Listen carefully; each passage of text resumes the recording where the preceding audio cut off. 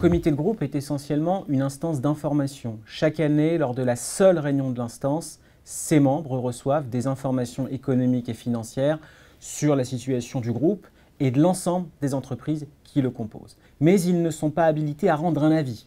Simplement une instance d'information et quasiment jamais, sauf en matière d'OPA, une instance de consultation.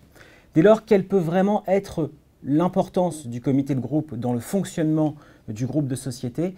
Bien, c'est en permettant aux représentants qui sont membres du comité de groupe d'avoir une vision globale de la situation du groupe, qu'ils n'auraient pas s'ils se contentaient des informations qu'ils reçoivent en leur qualité parallèlement de membres d'un CSE.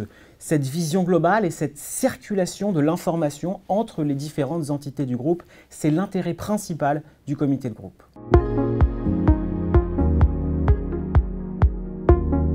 Les membres du CSE et les membres du comité de groupe entretiennent d'abord un lien personnel. Pour être membre du comité de groupe, il faut être membre d'un CSE d'une des entreprises du groupe. Et la perte de la qualité de membre d'un CSE entraîne automatiquement la perte de mandat au sein du comité de groupe. Lien personnel, lien aussi en matière d'information lorsqu'il est décidé par voie d'accord de créer une base de données économiques, sociales et environnementales au niveau du groupe.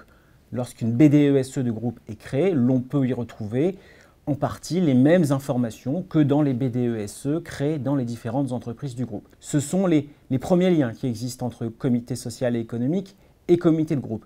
Ils sont assez limités, mais il est possible d'aller plus loin. Depuis 2017, le législateur permet en effet que par accord de groupe, il soit décidé que ce soit le comité de groupe et non plus les comités sociaux et économiques des entreprises du groupe qui soient consultés sur les orientations stratégiques du groupe, ainsi que, si l'accord le décide, sur certains projets ponctuels qui sont déterminés par accord. Dans cette hypothèse, le comité de groupe a un rôle plus stratégique et les comités sociaux et économiques vont traiter plutôt des questions d'adaptation de stratégie ou de projets aux entreprises du groupe.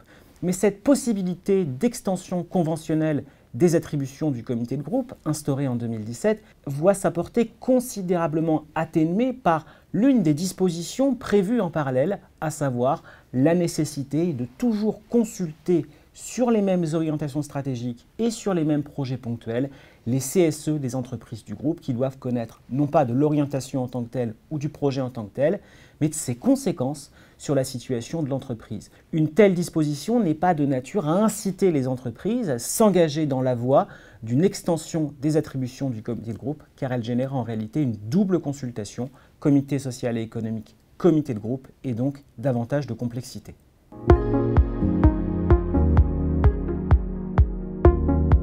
Les moyens que le législateur donne au comité de groupe sont particulièrement modestes.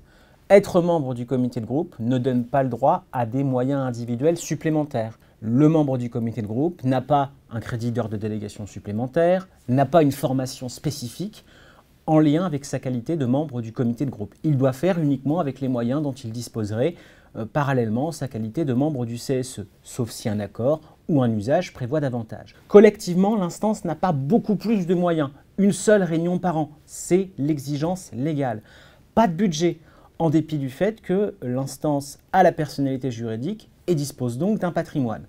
Le seul véritable levier d'influence qui est consenti au comité de groupe, c'est l'expertise comptable qu'il peut décider chaque année lorsqu'il reçoit des informations économiques et financières. Cette expertise lui permet de peser davantage sur le fonctionnement du comité de groupe. Et malgré tout, cette expertise demeure imparfaite car elle peut faire double emploi avec la même expertise comptable qui peut être décidée par les CSE dans les différentes entreprises lorsque ceux-ci sont consultés sur la situation économique et financière de l'entreprise. Si le comité de groupe devait à terme avoir une place plus importante, cela devrait nécessairement s'accompagner d'une réflexion sur les moyens supplémentaires qu'il conviendrait de lui attribuer.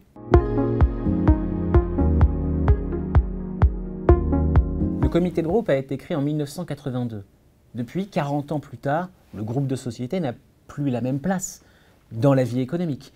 En droit du travail, il cherche encore sa place. Et en matière de représentation du personnel, le comité de groupe n'a pas aujourd'hui le rôle qu'il devrait avoir eu égard à la place qu'a le groupe dans l'organisation économique. C'est donc un enjeu essentiel que de réfléchir à l'évolution du comité de groupe, à la possibilité, pourquoi pas, de lui donner davantage de pouvoir qui ne serait plus exercé par les CSE des différentes entreprises du groupe.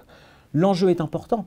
Il est de permettre aux représentants du personnel d'exercer leur rôle au plus près des centres de décision et de pouvoir dialoguer plus directement avec les personnes, avec les entités au sein desquelles sont prises les décisions qui impactent la vie des salariés. Mais pour cela, pour faire de ce comité de groupe une instance avec davantage de poids, il faut aussi réfléchir à son articulation avec des périmètres supra-entreprises qui existent aujourd'hui et qui sont davantage exploités par le droit du travail, l'unité économique et sociale, ou encore le périmètre supranational.